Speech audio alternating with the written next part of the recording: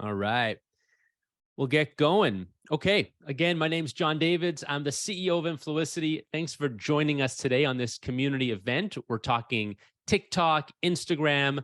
We'll be talking a bit of LinkedIn, giving you a bunch of the latest on all the R&D that we do to grow accounts and grow audiences. And so let's just kick off here off the top, Natalie. I guess kind of the really big question that a lot of people asked and that you and I talked about ahead of time. What are some of the best practices, best hacks right now? We'll start with Instagram and then go to TikTok. How are you growing audiences right now? Yeah, so my best hack for driving growth on Instagram is reels and sound trends. With some of our clients, we gained the most reach by uploading reels daily and using sounds that were trending. You can see what sounds are trending right now by looking at the audio, and there'll usually be an arrow right beside the audio if it's a trending audio. Even if you don't know what you'll make with the audio, you can save it until you come up with an idea. And that's personally what I do for my own personal Instagram and TikToks and for our clients as well. You don't always have to have ideas in the moment. But I think basically just spending some time going through Instagram, going through TikTok, look at what people are posting, look at what's working for people, and basically recreate it to fit your own niche and make it in a way that's unique to you and whatever your goal is, whether that's to get sales, followers, and whatever it may be. And what's so that you mentioned one thing there that I think people are going to have questions about. You mentioned the trending audio. How do you know what audio is trending? You said there's an arrow, or is there like a directory you can look at? So there are apps and websites you can use that'll tell you what sounds are trending on TikTok and Instagram. But if you don't have the app, which I don't have any apps for that, actually Instagram will tell you themselves basically what's trending. I can show you. I don't know if you'll be able to see it on my phone, but let me see.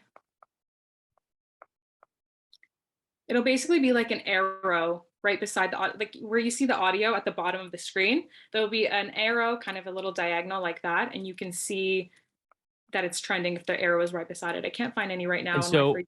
yeah, it's okay. I'll share a shot of that. But Yeah. so it's the bottom right corner. And so when you're browsing Instagram, are you looking for that as a social media manager? Are you looking, okay, I want to see, or is there a page you can go to that's like, here's all the top trending audio on Instagram? No, so there's no page that you can go to for that. Unfortunately, it is just you scrolling through Instagram, seeing what has an arrow beside it, and then saving that for later. Um, you also could use the apps. I feel like that's a lot easier for some people, but if you don't want to download the apps, it's just kind of manual labor at that point. Yeah. Okay. So Amanda just threw a question in here. What if you are a business account with limited access to audio? A lot of time trending songs are unusable by businesses. So that's very true. So if you're a business, you can't, there's certain rights managements and royalties. So you don't have access to use those trending audios. Have you encountered that with any of our clients or, Yeah, yeah. yeah. So I what's definitely your work have. around there? Yeah, so unfortunately, if you can't use an audio, you can't use it. For one of our clients, I really wanted to use the Taylor Swift audio that was going around. I'm the problem, it's me. But obviously, it's copyrighted. We can't use it. And that's something that I can't really work around. But fortunately, a lot of sound trends aren't copyrighted. And a lot of the time, they're just simply videos on TikTok that go viral. And people say, this is a lot of potential to be a viral sound. So the user will make it into a viral sound. So a lot of the time, it's not songs that are viral. It's just say someone recorded something funny on their phone and they share it onto Instagram or they share it onto TikTok. And then they make it into a sound. And then people reuse that sound in a way to fit their niche. So I think a lot of the time, there's still a lot of potential to use sounds because they're not always copyright. So I think there's definitely still a lot of potential for growth using trending sounds, even if you're a business account. Yeah, there was that audio that you used. I think it was in the last week. It was the girl going, I remember when I lost my mind. And that went crazy on both TikTok and Instagram. And we used that and it did really well. Yeah, exactly. Like that wouldn't be copyrighted because that's an original cover by someone. So I think just being on the lookout for trends that aren't, maybe it's like not a song, because a song will always be copyrighted. So I think there's still so much potential for that. Yeah. So I'm going to show you guys a quick shot here. I'll hold it up to my camera. So this is an account that we've been managing since top of November. So just look at the growth there. So most of this growth, so we started managing it sort of top of November, about there, and then you can see sort of tripled it. It actually kind of went crazy over the over the Black Friday timeframe. But one thing I was going to ask you is, can you attribute that to anything in particular? So obviously, sounds are one. What else kind of triggered that kind of rapid growth in this particular case? I would say, honestly, it's the consistency. Consistency is key to growth. And that was one thing I was going to say for TikTok. Upload as many times as possible. It can be very challenging to create quality and quantity videos, but it honestly increases your chances of going viral and being seen by your ideal audience. In addition, if you use viral sounds, you should relate them to your niche. You don't want to create or use a sound just because it's trending, but it's not relatable to your business or your whatever you want to talk about, because then you're going to gain an audience that isn't going to like your content and they're not going to engage with you. So you need to find audios that you can relate to your niche, use them, and also do this consistently. That's my best tip for growth and what caused this big spike with one of our clients. Yeah, and we were talking about that earlier, the idea that you can also get into the trouble of doing things just for the sake of going viral. And this is something we hear a lot, like, oh, we want to get our followers up, we want to grow by X amount by this time. And the challenge is we can do that, like we can doctor that kind of growth, but they're going to be low quality. They're going to be folks that probably drop off and churn quickly. And then even if they do stay, it's going to kind of mess up your engagement going forward, because they're not going to be engaged in your normal content. Like they were interested in this, thing about, whatever, some trend that was happening. Let's say it was Taylor Swift or whatever, but we talk about accounting services. So like, we don't want to just get followers that aren't interested in accounting services. So you've got to be careful about chasing growth for growth's sake. Quality really, really matters in the long run. Exactly. Okay, let's shift over now. Same question for TikTok. Are you seeing anything different? Like, what's different between growing on Instagram right now versus growing on TikTok?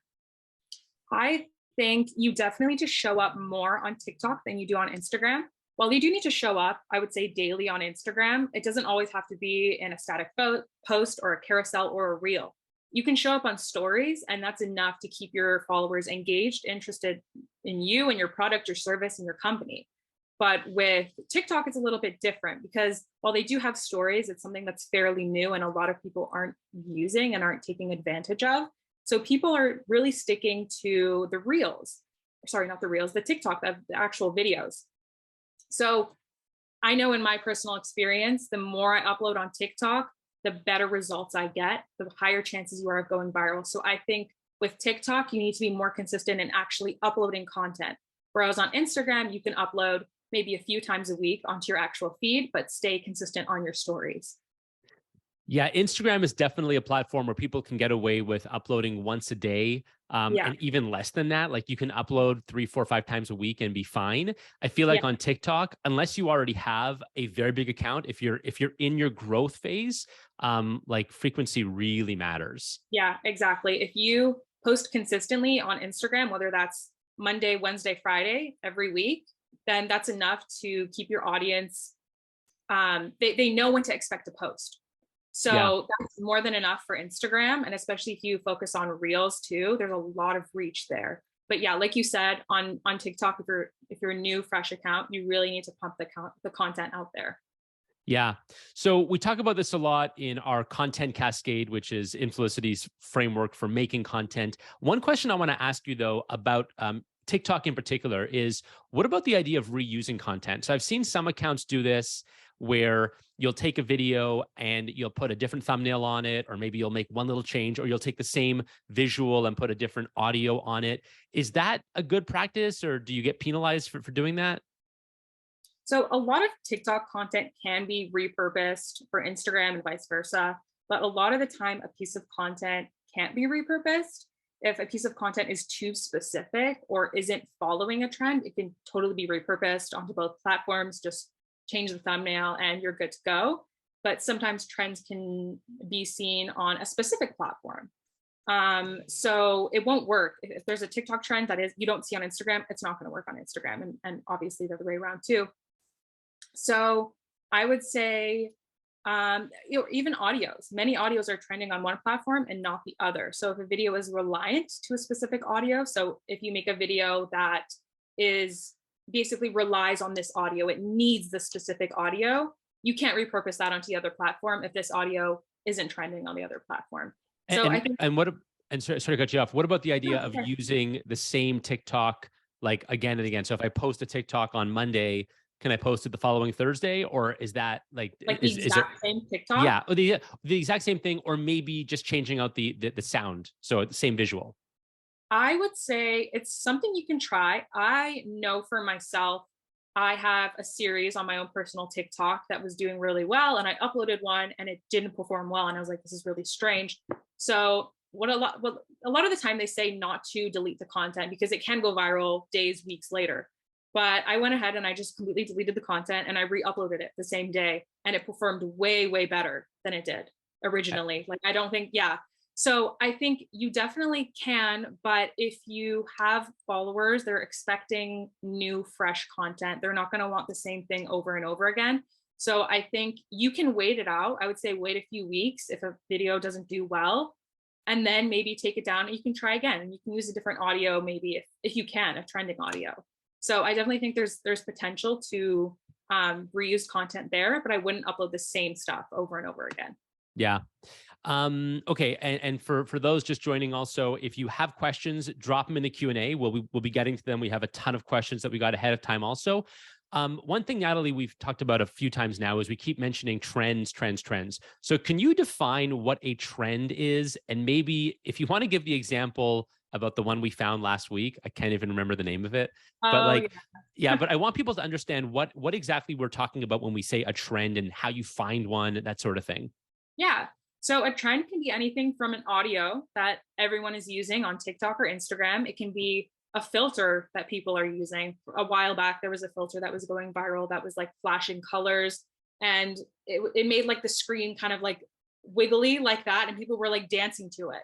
And that was a trend that was specific to TikTok because that was a TikTok filter. And one trend that we actually saw recently, some of you guys may have heard of it. It's the doubloon trend. And a doubloon is basically a imaginary currency that is trending on TikTok. And in order to get a doubloon, a cat will show up on your For You page and they'll grant you like 50 doubloons. And it's kind of something you have to keep note of on yourself. Like you go in your notes and you say like, oh, you have 50 doubloons. And then you can buy stuff with it and you can be robbed of your doubloons. So it was just like a very fun little thing that was going around on TikTok. And we saw a brand take advantage of this, and a brand made a video granting doubloons to people, and it got really well engagement, really good engagement. So we did a doubloon video for one of our clients, and it definitely got like the engagement was a lot better than the typical TikToks. We got So so many. It was like 20 comments in like 15 minutes. It was so yeah, high. yeah, exactly. So at first I didn't think that I could relate doubloons to our client, but then I think you have to really think about how you can relate a trend to whatever you're doing. And whether that be if you have a store, you can say, hey, come to my store. You can buy things with your doubloons and show off the products that you have in your store. So I think Yeah. finding a great way to relate the trends to your niche, to your product, to your service is a great way to relate the trend to whatever you're doing. Yeah, it's really interesting because one of the strengths there, one of the core competencies that you should have that would help to have is being able to connect to something. It's no different than being like if you're a journalist and you're talking about something in the news, or you're a columnist and you want to take something in the news and relate it to some bigger point you want to make. You have to be able to tie it to what's in people's minds, and that's Yeah. the same muscle working on TikTok in this case. So it's like, here's a trend. What do I have anything to do with this fake currency, imaginary currency being created on TikTok? Well, I'm a retailer. I sell stuff. Maybe I can make a joke about how, hey, you can pay for your merchandise with this fake currency. So, Exactly. and it's also, the other thing is that you can't be afraid to be playful. Like, I Yeah. think brands take themselves a little too seriously, especially in B2B. And we see so much of this, with our clients who are in B2B, who kind of let their guard down a bit, and they can be a little playful, and they can take a lot of advantage of that. And by Yeah. the way, their competitors aren't doing it, so that's where they can jump in and be the ones to do it. Yeah, especially with TikTok, it's a much younger audience, so you can't be afraid to be a little playful, be a little silly, jump on the trends. you can have a mix of both really professional content and really silly content. Yeah, yeah, for sure. Okay, we got a question here. Are there resources you can share for beginners learning how to create high quality TikToks as far as filming, implementing smooth transitions, editing video clips, etc.? So resources for beginners. I got an answer, but I want to hear yours first, Natalie. Sure. Yeah. So obviously, I'm a content creator as well. But I don't like to put in too much money into it. I'm a content creator on a budget, is what I like to say.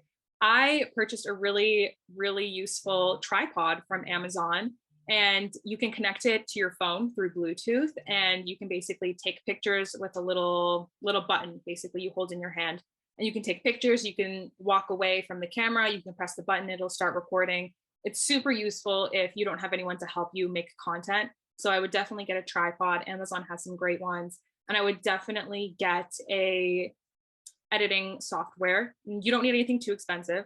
I use just InShot on my iPhone, and that's where I edit all of our clients and my own personal TikToks. It's all on InShot. It's like $1 a month. So you definitely don't need to be spending a lot of money, and you don't need all this advanced equipment. Literally, just I would say a tripod and a basic editing software is all you need. I've been using this stuff for literally years, and I've had videos go viral. And I don't have crazy equipment. You don't need crazy equipment to go viral. Have you used CapCuts? I haven't used CapCut, but I've heard of it, and I think it's kind of the same thing as InShot. It's obviously nothing like Adobe Premiere or anything, but you don't need anything crazy when it comes to TikTok or Reels. Yeah. Most of our, I mean, like, we manage social accounts for a lot of different clients in B2B and B2C. Most of the tools, so Natalie named a few, there's Canva. If we're producing stuff that's more high end, we've got, better lighting setups and stuff. We do a lot of podcasts. So we have, fancy mics and lighting like the ones I'm using now. But the reality is that has very little relation to how well the content does. So Yeah. I think people get a little bit afraid. They're like, oh, it has to be a certain quality. It can be a certain quality. Maybe for some brands, it should be a certain quality, but it doesn't have to be a certain quality to perform well.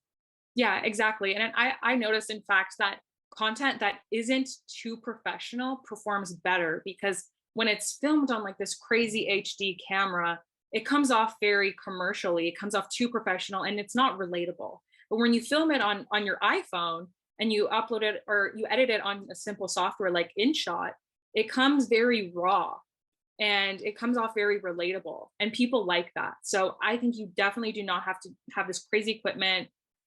You can keep it basic and simple, and you can still succeed. Yeah, absolutely. Okay, let's get to another question here. This one came in ahead of time from, I think this was from Sherry.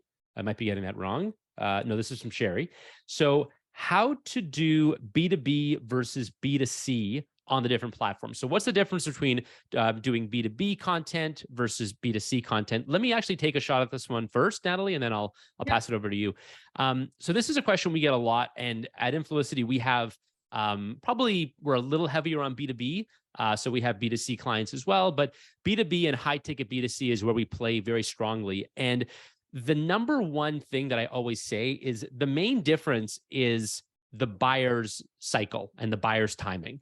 So you can talk about the differences in creative, in messaging, in call to action, in platforms, but really that's more on the margins. The biggest difference is that if you are selling a consumer product, the assumption is that your customer is in market to buy that product all the time. If I'm buying a cup of coffee this morning, I might buy another cup of coffee this afternoon. And so you can market to me all the time and assume that I am going to buy it almost immediately. In B2B, the buying cycle is like once a year or once every 2 years. If I buy email marketing software, I'm not going to be in market again to buy email marketing software for 3 years, 4 years, maybe never.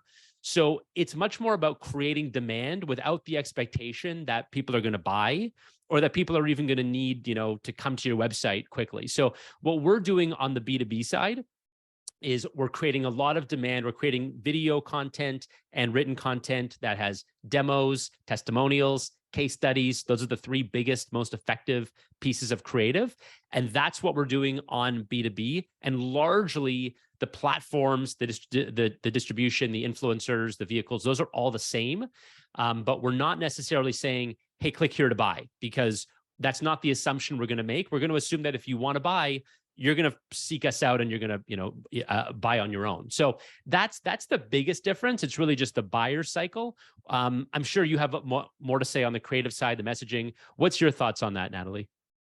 Yeah, so TikTok has earned a reputation, I think, as a powerful B2C marketing tool because it's has a very visual nature and there's a lot of potential for collaboration with content creators. TikTok, it's fun, engaging, and it gives businesses and influencers the opportunity to showcase a product or service in a very creative way. But with TikTok, creators and brands are battling short attention spans. You have to ensure your content catches attention with the first few seconds of the video, otherwise, people will scroll past it. So, B2C marketing on TikTok needs to be specific and thoroughly planned out. You need to follow the trends, use popular music, and create content that's engaging. And TikTok also humanizes your brand, which allows your ideal customers to connect with your brand emotionally. And while TikTok's strength is B2C marketing, it can also do a lot for B2B companies. One way TikTok is great for B2B marketing is by allowing users to network. TikTok isn't necessarily made for businesses and professionals to connect with each other, but by using specific hashtags, you can connect with other local professionals and potential leads. And also, potential clients aren't that different from B2C customers. They're still looking for trust and authenticity in a product or service, and they're still human. So it's good to connect with them as one. Humanizing your brand, even with B2B marketing, has been proven to generate more shares and lead conversion than text and image content. Yeah, on that last point. So, because one of the really frequent questions, and I'll talk about LinkedIn in a minute, but one of the really frequent questions we get is, how does a B2B brand market on TikTok? So if I'm selling legal services, accounting services, medical devices, we have a client on TikTok that sells scientific research equipment. So like, think about like a pharmaceutical company selling research equipment. How do you market that on TikTok? And to Natalie's last point there, it's really about creating awareness, demand, use cases. I don't think there's an expectation that people are looking for long form, serious content on TikTok, but the buyers are on there. I mean, when you have over 1 billion users, pretty much everyone in the population is on there, certainly in the developed market. And the key there is you want to use it in the native platform. So a 7-second video or a 15-second video or whatever that is, just creating awareness and demand for the product, and then let people find the information they want. They want to go deeper. That's fine. You can go to other places to find the white papers and the other stuff, but creating awareness on TikTok is such a massive arbitrage right now. I don't care what you're selling. I'd be taking advantage of it. Yeah, I also think, Yeah. just to add, I also think if you're more focused on B2B and if you're selling medical supplies, I don't think if you're selling something specific like medical supplies, I don't think that's ever going to resonate with the younger audience that kind of lets things go trending, right? Or cause things to trend. So I think you need to focus basically on who your ideal client is. And if your client is someone you want to sell your medical supplies to, then you need to focus on what they're going to like and not what the general audience of TikTok is going to like. Don't follow trends just because everyone else is. Just focus on what your client would like in order to generate that sale. So I think don't be too focused on the engagement, on the followers. As long as you're getting your message across and you're getting the sales from it, I think that's all that matters. Yeah, that's actually bang on. I'll just make one more point on that one. We've had, because we're obviously B2B marketers, we're marketing ourselves all the time. And TikTok is a very big channel. So like LinkedIn, number one, generates millions in revenue. TikTok is climbing very quickly. And I can attribute, at least $75,000 in revenue to our TikToks that never went viral. In other words, a TikTok that gets seen by like 227 people. However, of those 227 people, they're interested in the services we're selling, and they reach out to us and they say, oh, we found you on TikTok. So it's not about the quantity in the case of B2B. It's about finding the right people that are actually going to buy or be interested in your product. Exactly. I want to ask, we got a question here about catalog retail sales on TikTok from a gentleman named Waldemar. I don't know if Waldemar's here, but if you don't mind just dropping your question. We don't understand what you're talking about with catalog. I'm not sure if it's physical catalogs or there's an ad product called catalogs on TikTok. So if you want to just clarify your question, Waldemar, we'll definitely get to it. Another question here about how could you be successful on TikTok without showing your face? This question is from Natasha. Now, I know you have experience with this, Natalie. How can you create content that works without showing yourself? Yeah, this is a great question because most social media experts will tell you that you need to show your face and that longer form content is being pushed right now on TikTok. And while this is true, it's not a necessity.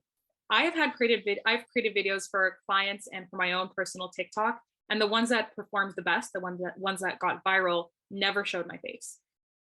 Some of them had me talking, but some of them didn't show my face at all. Like if you want to do like a little audio recording on top of it, or if you just show your hands, there's a way to work around it for sure. And yeah, so for on my personal account and for clients, I've never shown my face. I have shown my face, but the content that performed the best was content that didn't show my face. And I think the key to having a successful video without showing your face is to simply ensure it has value and appeals to your ideal customer. For clients, I've created videos that showcase cool features of a product without showing my face at all. And these videos have performed well. And for my own personal TikTok, I focus, for example, on fashion. And when I'm not showing my face, I find a way to translate the information that I want into something that's visual, but not showing my face. For example, I made a TikTok showcasing some winter boots that are stylish and both warm because I feel like it's hard to find both. So I just took screenshots of the boots and added cool trending music, and I made it into a video. And it performed extremely well. It was one of my best performing videos. So it just goes to show, as long as you can wait, you can find a way to translate what you want to say in a way that's appealing and engaging. You don't have to show your face at all. Yeah, I got two examples. So on the consumer side, you guys know Tasty, the food brand that has the aerial shots of your hand making food. Great example of a massive social media brand, visual, music. You never see anybody's face in those videos. We have no idea who's making them. And on the business side, or on the more serious side, there are accounts I follow like that talk about Excel tips. So on Instagram or on TikTok, there are a number of accounts that give you Excel hacks, and they never ever show faces. They show the screen and they show you how to do this or that. So what I always talk about is think about what your customer, so let's just take the example of an accounting firm. So if you're an accounting firm, what kind of content would be really useful to put out there?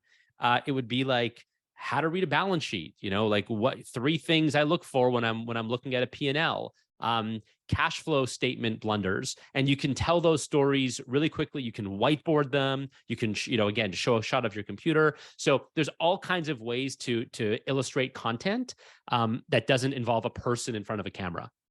Yeah. Okay, a bunch of questions coming in. This one, I'm going to skip that one for now. Formats. So you speak on content formats that work best for TikTok and Instagram. Do you have any advice on getting started? So a few questions came in on getting started. Like if you don't have a TikTok or an Instagram account today, Natalie, what's kind of what do you tell people to like just get the ball rolling? Yeah. So the first thing I would do before getting started is gain inspiration, see what people in your niche are doing, and more importantly, see what they're doing that's performing well. You can keep ideas in your notes, which is something I do. And you can write down how you want to make it relate to your product, your clients, your service, and how you want to create that video. So obviously you don't want to take someone's idea, completely rip it off. So find a way to make it your own. Choose what kind of music you want to use with it, and find a way to relate it to your niche. I think gaining inspiration is the number one thing that I would do, so that you're not sitting, you're not stuck, and you don't know what to do with yourself. As mentioned earlier, I would invest in a good tripod, which you can find on Amazon, and I would get InShot or CapCut, which is a good price for what it gives you. I would also figure out your content pillars and your hashtags. I would figure out what your goal is and what you want to do with your TikTok, and create content that will help you achieve that goal. So again, looking at inspiration, maybe if you are a retail service, you look at what other retail services are posting, see what's performing well for them, and create your own spin on it. I would also say don't worry too much about what others think of you. I definitely get nervous putting myself out there. So starting TikTok was a very big thing for me. But at the end of the day, it's something that I want to do. And obviously, if you guys are here, it's something that you want to do too. So I wouldn't want the opinions of what strangers would think of me to be what's holding me back, right? So just jump into it. Don't worry about people say, follow the trends. And lastly, I would say stop putting it off and just do it. You definitely need to stop telling yourself that you'll do it tomorrow or next week or next month. it's a lot harder to grow on TikTok today than it was 2 years ago. So the sooner you start, the better the results will be, and the quicker you will get to the point where you want to be. Yeah, very, very good advice. It's so important to remember also, like I know a lot of people here follow me on LinkedIn. So I went on LinkedIn from 3,000 followers to 22,000 followers in the last few months. And what I will tell you is getting into the habit of creating content. And obviously, if it's for a brand or for your own individual, for yourself, although I should mention, especially on LinkedIn, if you are marketing for a business, ideally you're doing it from a personal account. Find someone in your company, find an influencer, find a spokesperson. Those go a lot further than coming from a business account on LinkedIn. But just speaking from the perspective of creating content, if you're making content, it's at the beginning, you think of it like every piece of content has to just be like everything in the world. And the reality is content gets better and better over time. And just getting into the habit of creating it, you will find your voice. Most brands, even the brands that we work on, we don't find their voices for 2, 3, 4, 5 months, because it takes a while to see like what content actually resonates. What are people really interested in? A lot of the time it's an accident. It's like we put out a piece of content that we might have thought was a throwaway. It goes crazy and we say, oh my God, people are actually really interested in this. We never would have known that. So a lot of R&D, a lot of experimentation, and it's better to get the quantity, just get the reps in early on versus trying to make it like the best it can possibly be, on day one. Yeah, exactly. I think you'll definitely maybe have not too many ideas at the beginning, but I think once you kind of get into the habit of uploading, things will just come to you. That's how it was with me. Things just kind of come to me now. I write down the idea in my notes and I get back to it whenever I can. And even just spontaneously, like I'll be out and about and then an idea will just come to me. I'll see something in person and I'll record it. Like for one of our clients, I saw something in person that was the client's product. And I was like, this is a great content opportunity. So I shot the video. And I think just moments like that, very spontaneous, is what always does best. Even in my personal experience, like on my personal TikTok, there have been times where I just randomly thought of an idea out and about, recorded it, uploaded it, and they're my best performing TikToks. So don't be afraid to just whip out your camera. Here's who's looking, record it and get it up. Yeah, great points. A lot of people are asking questions anonymously, which is difficult because I can't keep track. So don't be afraid to use your names, guys. But I'm going to get to this first anonymous question here. So a question about generating leads. And then I asked what industry this person was in, and they said talent acquisition. So I'm going to assume we're talking about a recruiter here, or maybe you are a recruiter for a company. Like big companies have marketing teams that are just about recruiting talent employees. So I'll take a stab at this one, and you can jump in, Natalie, if you want to add anything. What I would say, talent acquisition to me is, that's more of a B2B or a high ticket B2C type thing. It's not something that people are doing every day. People are not looking for a new job every day. So what I'd be doing there is, again, creating awareness, creating trust, creating a really good understanding in the market of what we do. And I would do that by adding value. So if you're on TikTok, if you're on Instagram, and if you're on LinkedIn, I'll make that assumption, you're trying to recruit talent, employees, that sort of thing. I would be putting advice out there. Hey, here's how to get a raise. Here's what you want on your resume. Did you know that people that go from A to B, or that get this skill or this education or this degree, can do X, Y, Z? Creating the knowledge that you are a real master at advancing in your career, advancing in your income, advancing in your life, whatever that is. That's what I'd be doing. And if you're providing that valuable content, people are going to catch on to it, especially those who are in the trajectory of growing in their career. And they're going to say, hey, this account's putting out gold. I love the fire they're putting out every day about how I can grow. I'm going to follow them. And that's when they realize, okay, they actually, they do recruiting for this company, and they can really help me. So that's how I would approach it. I would absolutely not put out content that says, hey, you're looking for a new job? Talk to me. Like I can give you a new job. That might be like 1 out of every 15 posts after you gain a lot of trust. Or maybe that's the call to action at the end of every 17th post. But I would really just provide value a ton. And that's when you'll start to see results. Natalie, anything else you want to say? No, you pretty much covered it all. Couldn't agree more. Okay, awesome. What ways can you combat coming off as an intrusive company of consumers' feeds? Sometimes brands participating in trends come off as uncomfortable and not familiar. So I'll put that into a two-parter. Let's talk about frequency. So how often should you be posting? And you can divide that up by platform. And then the other question would be, how do you come off, if you're taking part in a trend, but you're a brand, how do you maintain that authenticity? Yeah, so I would say obviously for TikTok, you can upload up to 3 times a day. I would say that's the key number there. And for Instagram, I would say if you don't want to seem too overwhelming to your followers, I would say twice a day max. And then obviously show up on your stories every single day and create something that's engaging on your stories, whether that's a poll or a quiz or whatever that may be. And in terms of participating in trends, I would say don't be afraid to do that because I don't think it's very often that a trend will come off or a business will come off as inauthentic by participating in a trend. A great example of this is what's that company, the language they help you Oh, learn language? Rosetta Stone? Oh, it's the one with the owl. Oh, I'm forgetting, but I know it's the app that gives you like a language, like a few words Yeah, every day. Yeah. yeah. I'm sure you guys know what I'm talking about.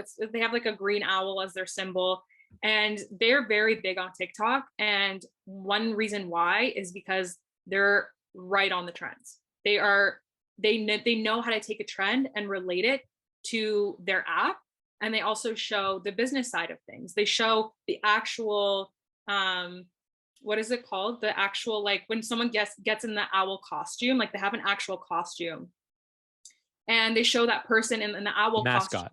Yeah, the mascot. Yeah. They show the mascot in the office and they use a trending sound or a trending audio and they relate it to the app and it always does well. And people in the comments are loving it. They're loving it. They're not like, oh, this is a business. They're intruding. They're trying to relate to us.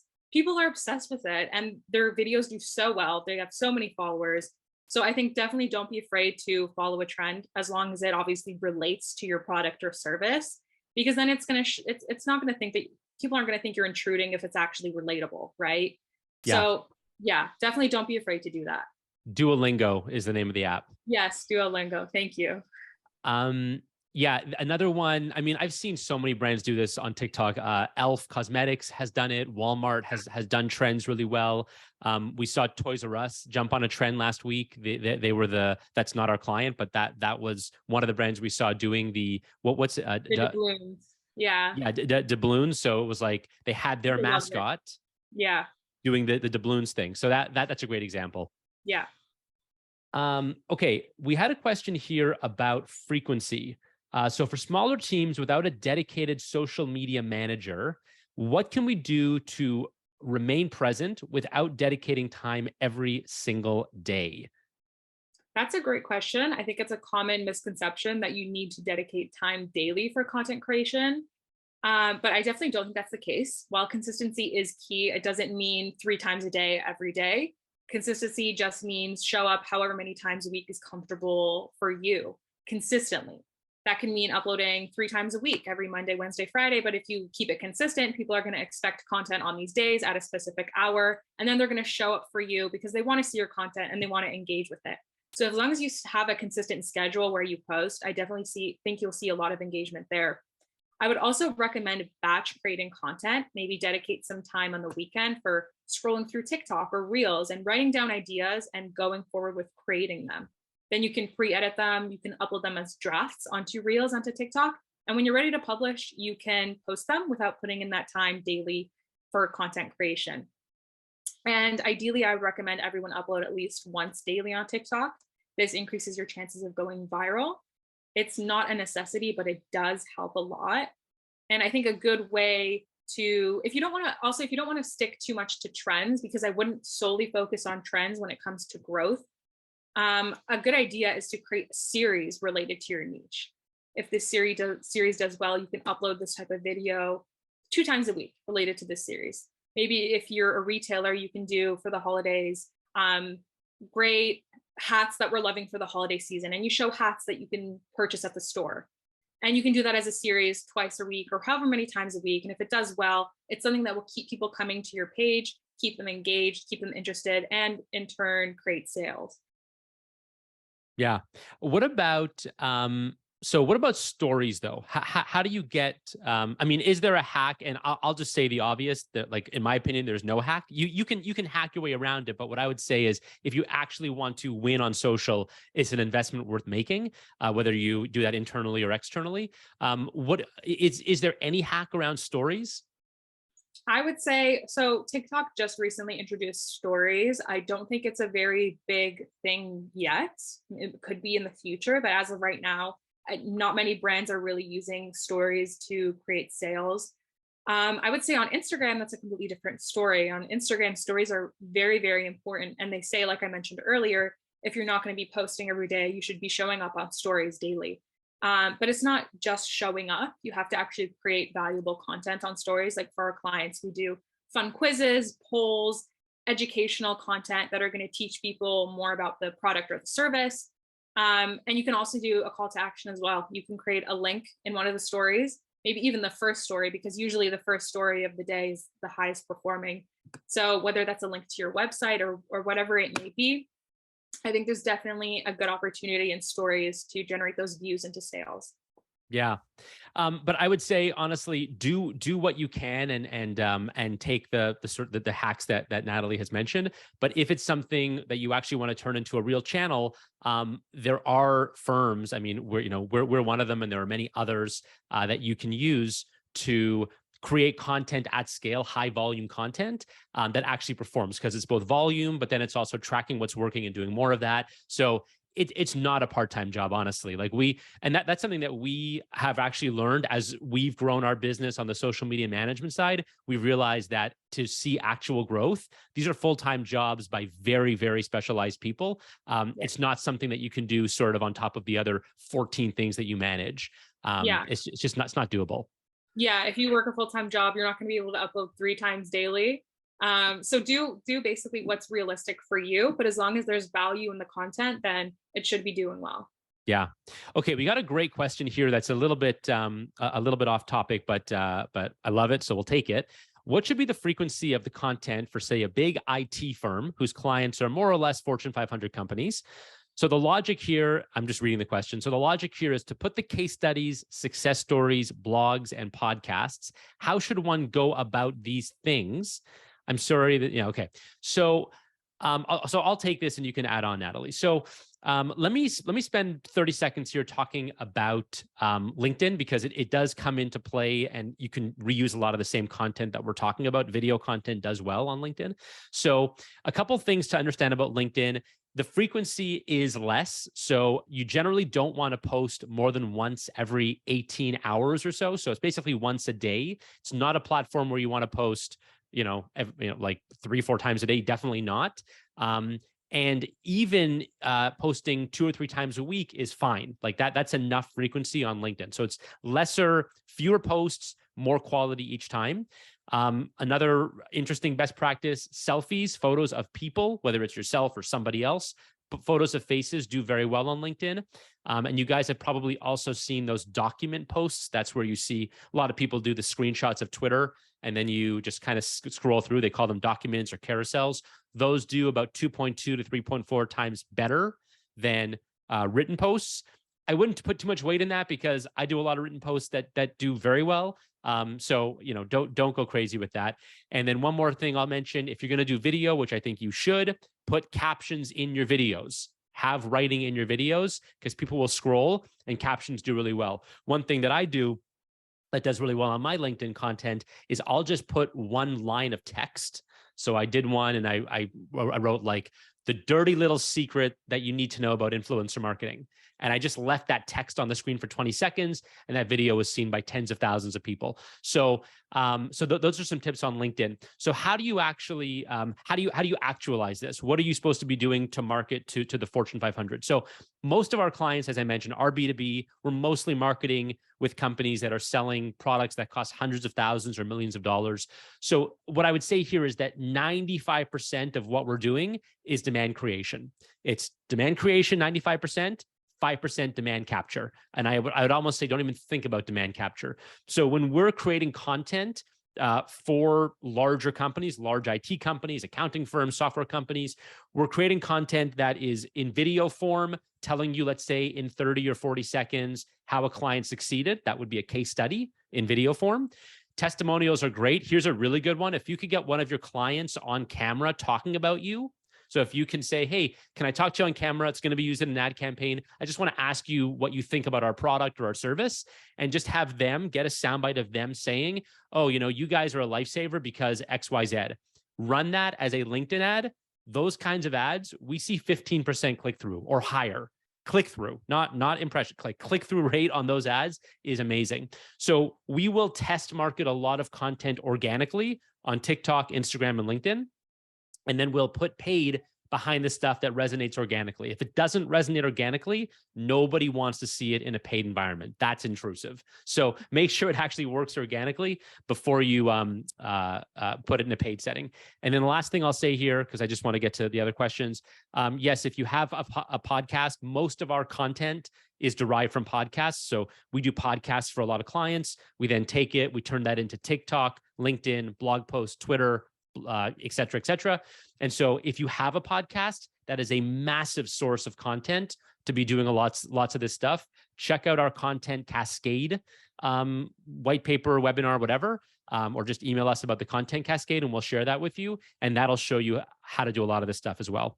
Okay. I guess this is an Instagram specific question. How can you take advantage of the link in bio CTA? There is only room for one link in the profile. Is there a best practice for that? So you could put a link in your bio and you can also link to a page that has lots of other links. What do you think about that, Natalie? I think that's a great idea. I've seen a lot of brands and influencers take advantage of that. I think it's called Linktree. But I think it's definitely an easy way for people to have access to multiple things that you want to share with them. It's very easy to use and user friendly. So I would definitely jump on board for that. And a lot of people use it. So it's definitely something that people are familiar with. Yeah. Link in bio is definitely, there's so many apps that do this, but Linktree and whatever, I would probably use those if you have a lot of links to go to, or keep it super simple and just link to the latest thing you posted, and assume that if it's, if a week has gone by, no one's going to see that post anyways. So I would only create a Linktree or include multiple links if it's stuff that's really important and it's stuff that kind of exists on their own. But yeah, if it's just like the latest post, that's something you can update weekly or daily or whatever it may be. Yeah. How do you learn the value of your TikTok? So this is a bit of a tricky question. I'll read it here. I'm running social media for a tech company. We're looking to include influencers in the launch of one of our products. My thought process currently is that I would like to present to the potential partners the value we offer through our current platform. So you have a TikTok account, you want to launch a product and use influencers to launch that product, and you want to present the value of your platform. So it sounds to me here like you could accomplish this through case studies or testimonials or any number of things, but these are basically demos. I don't know if you guys, some of you may have seen, I did a post on LinkedIn a few days ago about the 90s infomercial. And I basically talked about how 90s infomercials teach you everything you need to know about social media marketing.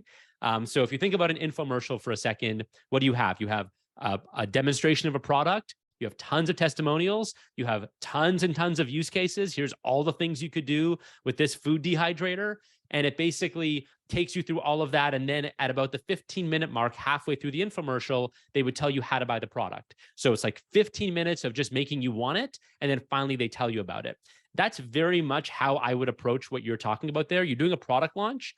You want to talk about use cases. You want to tease how people are using it in real life. So different case studies, definitely including testimonials if you have beta users, putting that content out on TikTok, putting ads, what are called Spark ads.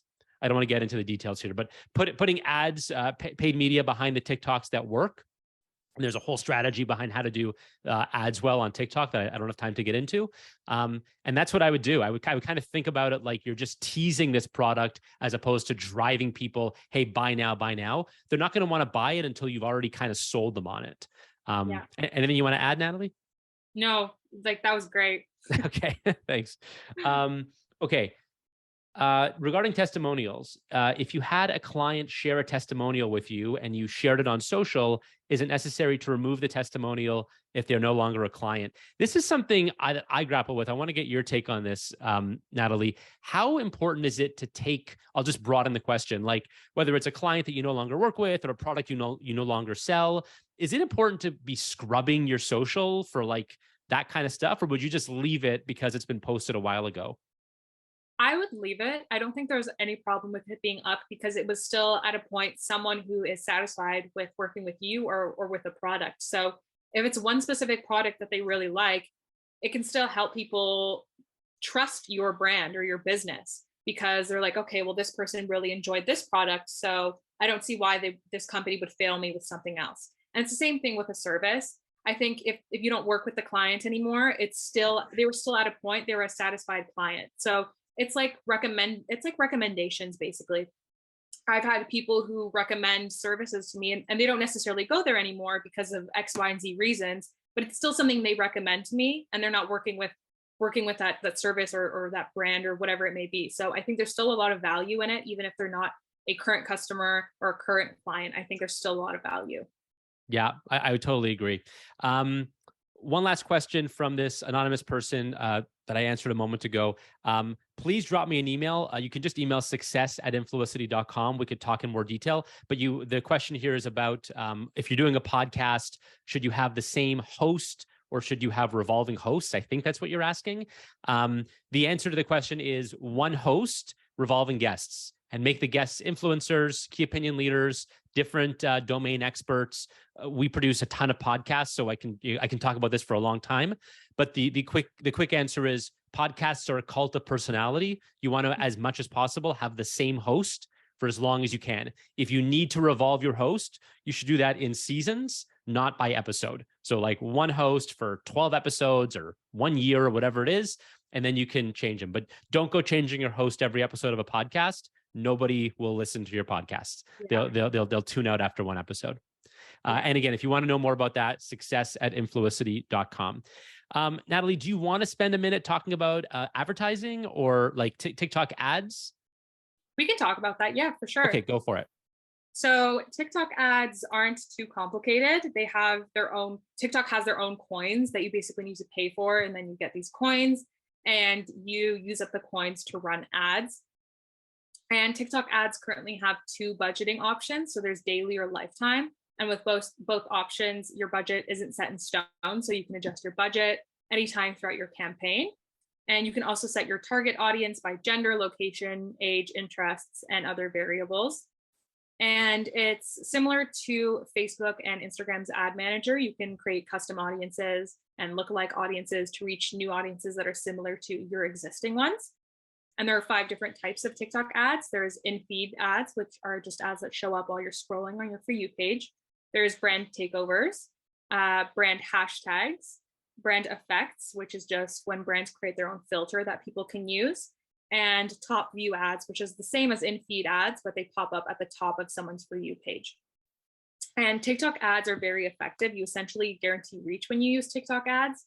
However, the thing is that you don't just want reach, you want to convert reach to engagement and engagement to sales. So the key to doing this is by creating ads that are engaging, entertaining, creative, and fun. So I've had ads show up on my For You page that didn't even feel like ads because they were so well done. They were well thought out. They were using a trending audio and they related to the viewer. And then I've had ads that were so poorly done and overrun, actually. The brand put in way too much money to push this out. And I kept seeing it on my For You page. I would look at the comments and people in the comments were saying they were so sick of this ad. It's all they're seeing. So I think you need to know how much to invest and not to push something too much, and also find a way to make it really fun, creative, and unique. Yeah, well said. And I'll add to that, the greatest consumer survey engine, like figuring out what people want to see, it's called Facebook, Instagram, TikTok, LinkedIn, Twitter. So how do you know what ads are going to resonate and what you should put money behind? Run the stuff organically. I mean, we run stuff. We'll put 50 pieces of organic content out before we put paid behind one. We do this all the time on LinkedIn, on TikTok, on Instagram. And that's how our clients, I mentioned earlier, like we have ads running with 10, 15% click-through rates. Some are even higher. And the reason that they're so engaging is because these things go, I'm not going to use the term go viral, but these things get a lot of engagement organically. And so when you put paid behind them, it sets them on fire. And so try as much as you can. This does take, creating a lot of volume. Our clients, it's different because we're doing it for our clients. So we have a lot of capacity to do it. If you're doing it yourself, do your best to create as much content as you can organically, and then put paid behind that stuff. I would not recommend just creating something in a studio, showing it to your team and then running it. You're wasting your money. Run it organically. The algorithms will tell you what works.